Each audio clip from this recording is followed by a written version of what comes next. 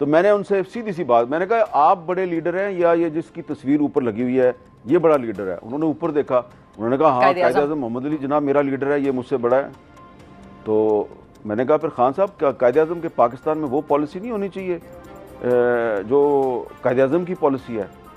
तो खान साहब ने इस तरह हाथ पे हाथ मारा, उन्होंने कहा बस डन हो गया, जो कायदे आज़म की पॉलिसी है इसराइल के बारे में वही पॉलिसी चलेगी पाकिस्तान में।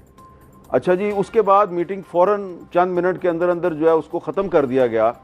और जब मैं वज़ीर आज़म सेक्रेटेरिएट से बाहर निकला, गाड़ी में मैं दफ्तर की तरफ आ रहा था, मुझे फ़ोन आने शुरू हो गए बड़े ताकतवर लोगों के। उन्होंने कहा ये क्या किया आपने, ये आपने प्राइम मिनिस्टर को ये क्या कहने की ज़रूरत थी कि कायदे आज़म की पॉलिसी चलेगी, कोई टिकर नहीं चलेगा, कोई खबर नहीं चलेगी, बस बता दिया आपको।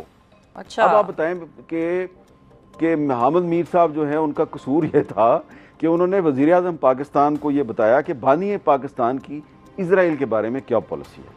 तो अब वो 2019 था, 2020 था, वो बात अब खत्म हो गई है। अब 2025 में आपने मुझे सवाल किया है अब्राहम एकॉर्ड के बारे में। बिल्कुल, अब मैं यही पूछना चाह रही हूँ इस सारी कहानी को सुनने के बाद, और ये जो वाकया आपने सुनाया हमारे नाजरीन के लिए, इसके बाद अब मीर साहब से मेरा ये सवाल है कि अब हाथ पे हाथ मार के कौन कहेगा कि भाई डन हो गया और जो कायदे आज़म की पॉलिसी है वही पाकिस्तान की पॉलिसी होगी 2025 में भी, या आपके तज्जिए और आपकी जो दूरंदेशी आपको बता रही है वो ये है कि 2025 में शायद वो पॉलिसी तब्दील होने लग रही है या होने जा रही है?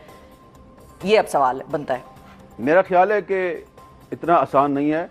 शहबाज शरीफ साहब और इसहाक डार साहब जो हैं वो इतनी आसानी से अब्राहम एकॉर्ड जो है उसमें शामिल नहीं हो सकते। और जितना मैं जानता हूँ पाकिस्तान के अवाम को कि पाकिस्तान के अवाम बहुत से मामलात पे जो है वो घरों में बैठे रहते हैं। वो कहते हैं अच्छा पेट्रोल महंगा हो गया, चलो कोई बात नहीं यार, अच्छा गैस भी महंगी हो गई है, ओहो हो हर चीज़ ही महंगी हो गई है तो कोई बात नहीं, बाहर निकलने का क्या फ़ायदा है। लेकिन ये कुछ 2-3 मामलात ऐसे हैं, एक कश्मीर है और एक फ़लस्तीन है, ये आपकी केमिस्ट्री में शामिल हैं। देखें ये जो अब्राहम एकॉर्ड है ना, इसके हवाले से एक मैं बड़ी ही इम्पोर्टेंट हिस्टोरिकल चीज़ आपको बताना चाहता हूँ जी। पाकिस्तान का ख्वाब देखा था अल्लामा इकबाल ने। अल्लामा इकबाल ने मुसलमानों को वाज़े तौर पे नसीहत की हुई है। जब वो